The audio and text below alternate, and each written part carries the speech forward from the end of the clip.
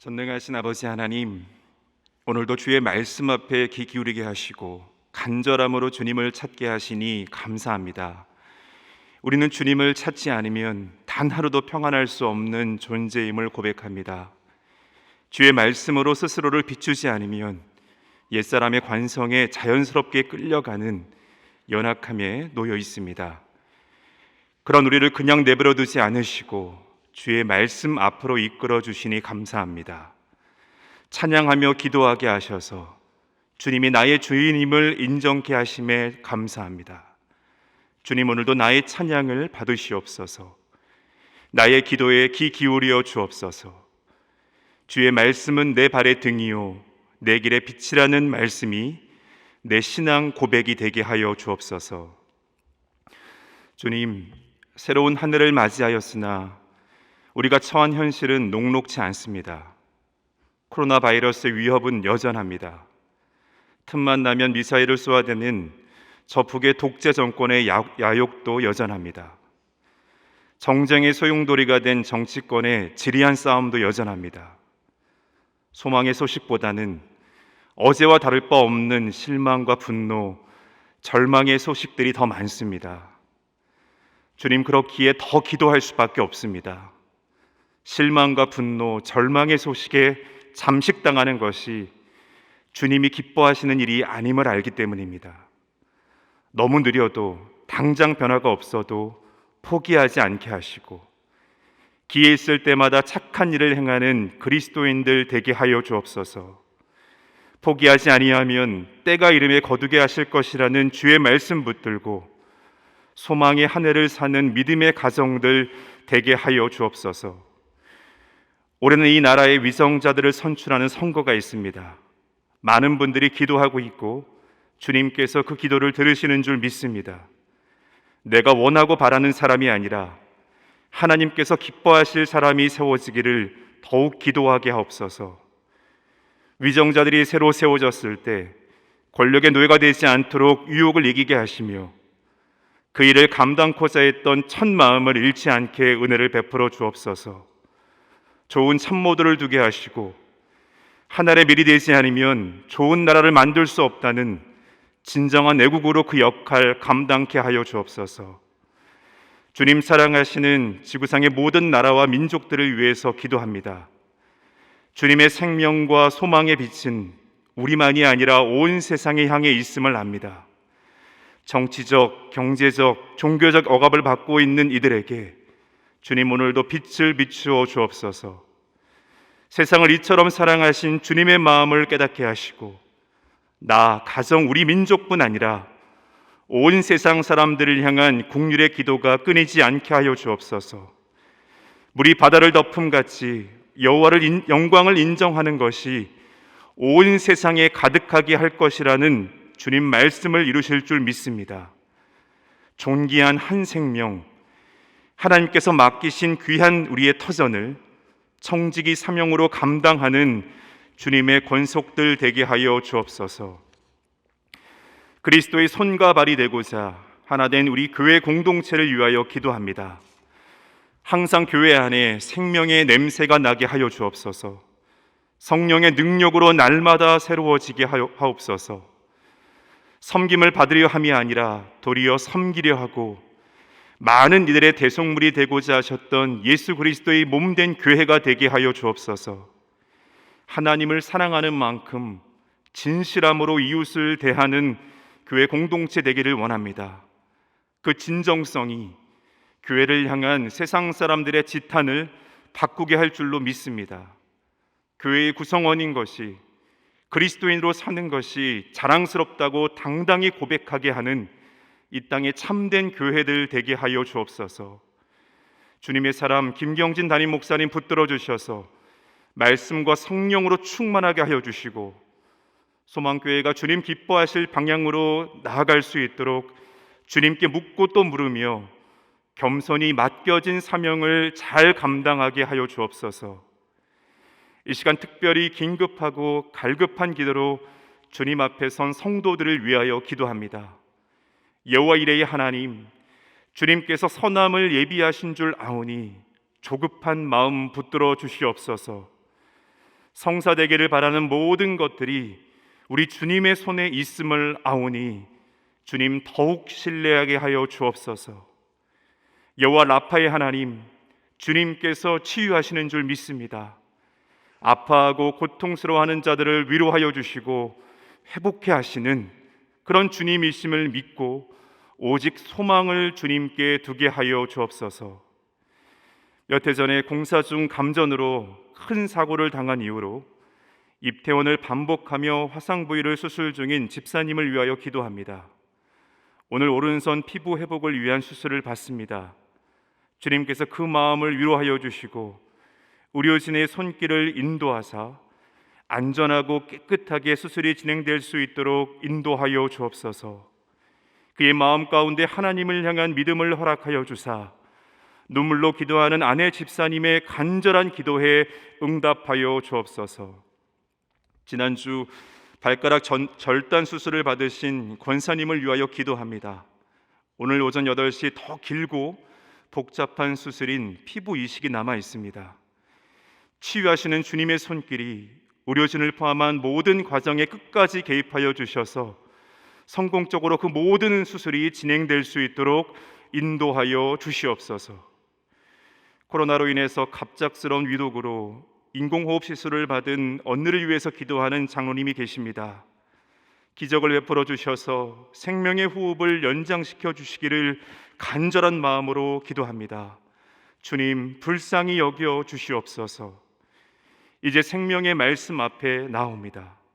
살아계신 주의 말씀을 붙들며 오늘도 우리를 위해서 일하시는 주님의 이 섬세한 손길을 경험하기를 기도합니다.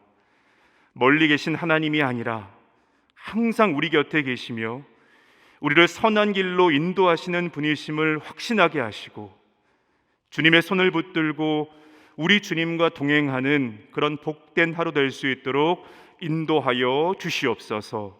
살아계신 예수님의 이름으로 기도드립니다. 아멘. 오늘 하나님께 주신 말씀은 잠언서 14장 26절에서 35절까지 말씀입니다. 잠언서 14장 26절에서 35절의 말씀입니다. 함께 말씀을 읽겠습니다. 여호와를 경외하는 자에게는 견고한 의뢰가 있나니 그 자녀들에게 피난처가 있으리라. 여호와를 경외하는 것은 생명의 셈이니 사망의 그물에서 벗어나게 하느니라. 백성이 많은 것은 왕의 영광이요 백성이 적은 것은 주권자의 패망이니라. 노하기를 더디하는 자는 크게 명철하여도 마음이 조급한 자는 어리석음을 나타내느니라. 평온한 마음은 육신의 생명이나 시기는 뼈를 썩게 하느니라. 가난한 사람을 학대하는 자는 그를 지으신 이를 멸시하는 자요 궁핍한 사람을 불쌍히 여기는 자는 주를 공경하는 자니라. 악인은 그의 환난에 엎드려져도 의인은 그의 죽음에도 소망이 있느니라.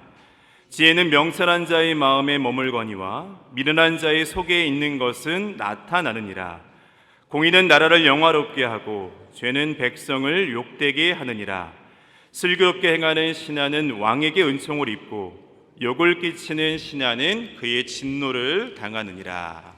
아멘. 잠언서의 핵심 주제는 지혜입니다. 지혜로운 자의 모습을 잠언서에서 반복하여 이렇게 말씀을 하고 있습니다. 반복해서 말씀한다는 것은 그만큼 또 중요하다는 거겠죠. 또 하나는 우리가 잘 잊어버리기 때문이 아닐까 싶습니다.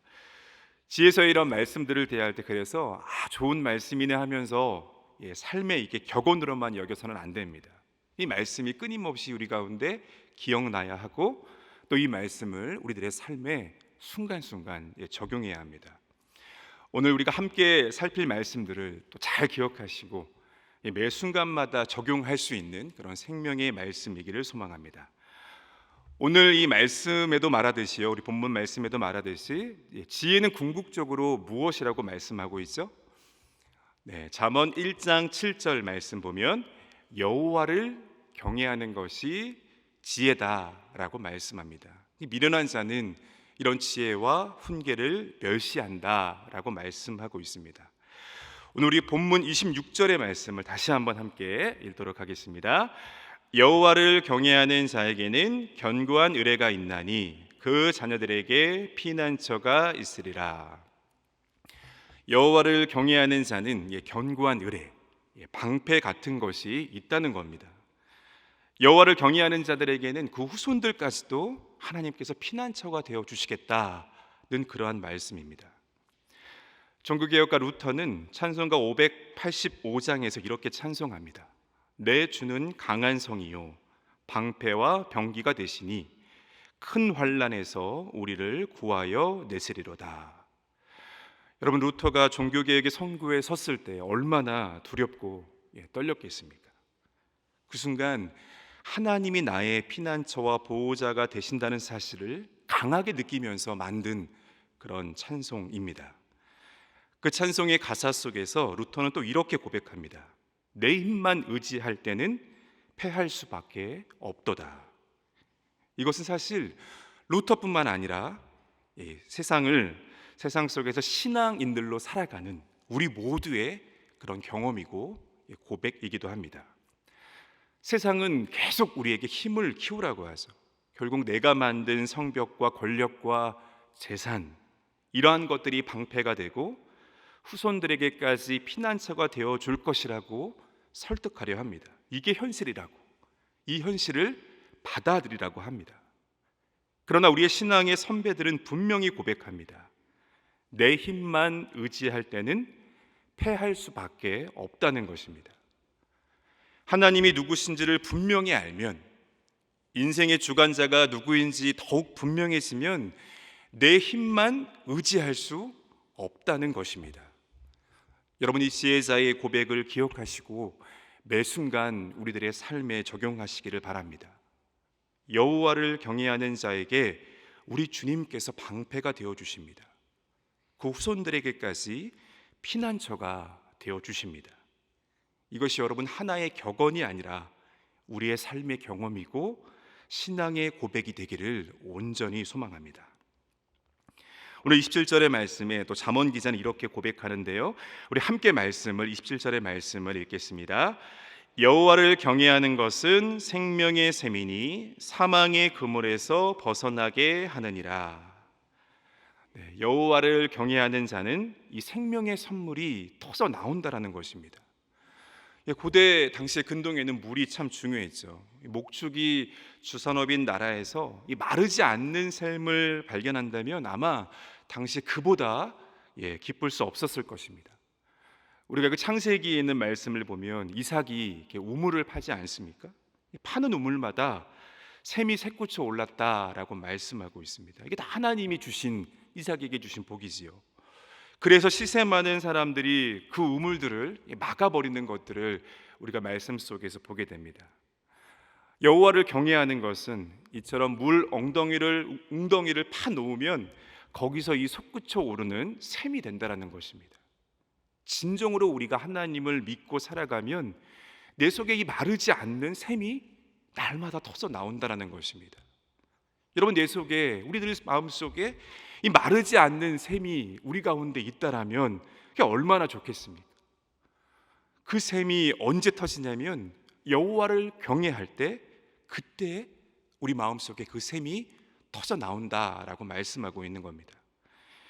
요한복음 7장 38절의 말씀에 예수님은 다음과 같이 말씀합니다. 누구든지 목마르거든 내게로 와서 마시라. 나를 믿는 자는 성경의 이름과 같이 그 배에서 생수의 강이 흘러나오리라 라고 말씀하고 있습니다. 하나님을 경외하는 자는 마르지 않은 이 생명의 샘을 마련하게 되는 것입니다. 생명의 샘이 내 안에 있으면 그 외부의 조건들이 나를 흔들 수가 없습니다.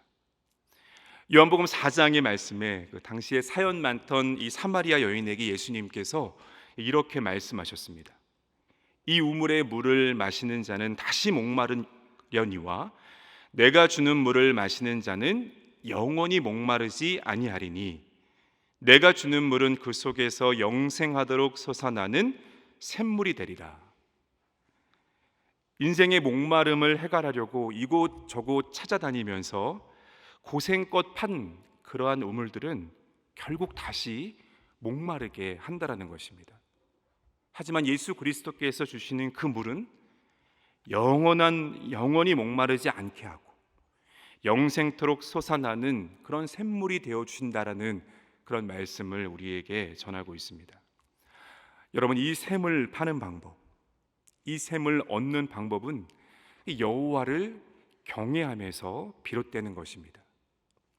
하나님을 우리가 인정하고 살아갈 때에 하나님께서 내 삶에 이 샘을 두신다라는 그런 말씀입니다.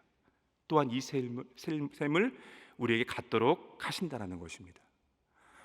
올 한 해 이 영원히 마르지 않는 이 샘을 우리 인생에 둘 수 있는 그런 저와 여러분들 되기를 간절히 바랍니다. 그럼 여러분, 여호와를 경외한다라는 것은 여러분 무엇이겠습니까? 여러분, 어떻게 하는 것이 여호와를 경외하는 것이 될까요? 이 경외한다라는 것은 하나님의 마음에 내 마음을 자꾸 조율하는 그런 과정이다라고 저는 생각을 합니다. 여러분, 악기를 다룰 때 어떻게 합니까? 그 악기 연주에 앞서서 꼭 이 튜닝하는 그런 과정들을 두죠. 그 조율을 통해서 그 연주자의 마음과 그 악기가 하나가 되도록 합니다. 여호와를 경외하는 것은 마치 이 튜닝과 같습니다. 언제나 이 하나님의 마음이 기준이 되는 것입니다. 그 기준에 내 마음을 끊임없이 맞추면서 이렇게 조율하는 것입니다. 시간이 지나 보면 어떻습니까? 우리는 다시 그 하나님의 기준에 맞춰서 조율이 필요합니다. 주께서 주신 이 말씀에 비추어서 벗어난 내 인생의 궤도를 수정하고 다시 또 조율해야 합니다. 내가 조율하기 어렵다면 조율할 수 있는 분이 항상 기다리고 계십니다. 그분은 바로 성령 하나님이십니다. 우리가 성령님께 의탁할 때 성령께서 이 사망의 그물에서 벗어날 수 있도록 내 어긋난 삶과 나의 생각을 직접 조율해 주신다라는 것입니다. 그래서 우리들의 삶을 통해서 이 아름다운 연주가 흘러나오도록 하시는 것입니다. 성령의 조율하심을 통해서 오늘도 아름다운 그런 삶의 연주가 저와 여러분들의 삶 속에서 흘러나왔으면 좋겠습니다. 그래서 이 성령의 9가지의 열매들이 저와 여러분들의 삶에 맺히는 그런 하루가 되었으면 좋겠습니다. 사랑과 희락과 화평과 오래 참음과 자비와 양선과 충성과 온유와 절제의 열매들이 저와 여러분들의 삶에 맺혀지는 오늘 하루가 되었으면 좋겠습니다. 여러분, 여호와의 경외함을 통해서 그 인생의 방패와 피난처가 되어주시는 주님을 꼭 경험할 수 있는 그런 하루가 되셨으면 좋겠습니다. 마르지 않고 영원히 터서 솟아나는 샘을 내 속에 두시기를 바랍니다. 끊임없이 이 하나님의 마음에 조율되고 또 최고의 이 조율사이신 성령님의 도우심을 통해서 아름다운 연주로 사람들을 복되게 하는 그런 성도님들 다 되셨으면 좋겠습니다. 이어서 우리 28절의 말씀을 또 함께 읽도록 하겠습니다. 백성이 많은 것은 왕의 영광이요 백성이 적은 것은 주권자의 패망이니라. 예나 지금이나 왕의 영광은 군사력이나 재산이 아니라는 것이죠. 여기서 이 백성이 많다는 것은 이 백성들의 마음을 얻는 것을 말하고 있습니다. 여러분, 소수의 특권만을 대변하면 백성들의 마음을 얻을 수 없습니다. 반짝 인기를 얻을 수는 있어도 그 명성이 오래 갈 수 없습니다. 백성들의 마음을 얻으려면 진실해야 합니다. 한결같아야 합니다. 사람들은 다 압니다. 어떤 마음으로 그 자리를 꿰차고 있는지 사람들은 다 안다라는 거예요. 진실함으로 우리가 사람을 대하지 않으면 그 마음의 문, 사람들의 마음의 문은 온전하게 열리지 않습니다. 여호와를 경외하는 그리스도인들로서 그래서 오늘 우리가 진실하게 사람들을 대할 수 있었으면 좋겠습니다. 하나님의 마음을 아는 자들은 사람들 앞에 진실하지 않을 수가 없습니다. 왜냐하면 하나님께서 우리들에게 진실하시기 때문입니다. 그리스도인들의 빛은 사람 앞에, 인생 앞에 바로 이 진실함에서 우러른다라고 저는 생각을 합니다. 저와 여러분들이 오늘도 그 진실함 가운데 많은 사람들의 마음을 얻어서 그들을 생명의 빛 대신 그리스도께 인도할 수 있는 그런 저와 여러분들 되었으면 좋겠습니다. 이어서 우리 29절과 30절의 말씀을 또 함께 읽어보도록 하겠습니다. 노하기를 더디하는 자는 크게 명설하여도 마음이 조급한 자는 어리석음을 나타내느니라. 평온한 마음은 육신의 생명이나 시기는 뼈를 썩게 하느니라. 지혜로운 자들로서 분노하지 말고 시기하지 말라는 그런 말씀입니다. 교회 전통에 죽음에 이르는 7가지의 대죄 목록들이 있습니다. 당시에 그 수도사들의 수도를 방해하며 유혹하는 그 죄의 목록들이 있었는데요, 그게 확대되어서 당시의 중세교회의 어떤 교리와 또 가르침들이 되었습니다. 여기서 이 되죄라는 것은요, 결국 모든 죄의 뿌리가 된다라는 것입니다. 그 7 죄의 목록 중에서 시기와 분노가 있습니다. 당시에 그 사막의 교부들은 시기를 가장 야비하고 더럽고 잔인한 죄다라고 불렀습니다.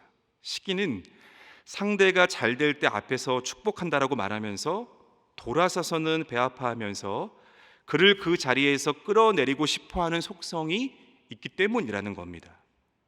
오늘 말씀 속에서 이 시기심에 사로잡히면 뼈가 썩는 것 같은 고통이 있다라고 말씀하고 있습니다.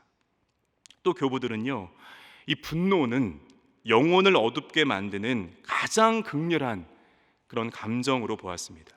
분노는 영혼의 눈을 어둡게 하고 기도하는 상태를 망가뜨린다라고 교부들은 말합니다. 심지어 분노하면 성령이 떠나가고 의가 사라진다라고 생각했기 때문에 당시 교부들이 이것을 통제하는 법을 배워야 한다라고 그렇게 말하고 있습니다.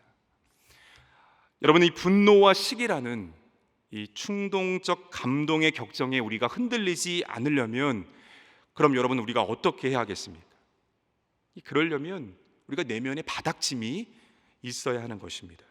여러분, 배가 그 파도 속에 흔들리지 않으려면 배 밑바닥에 이 바닥짐이 있어야지만 배의 안정감을 느낄 수 있습니다.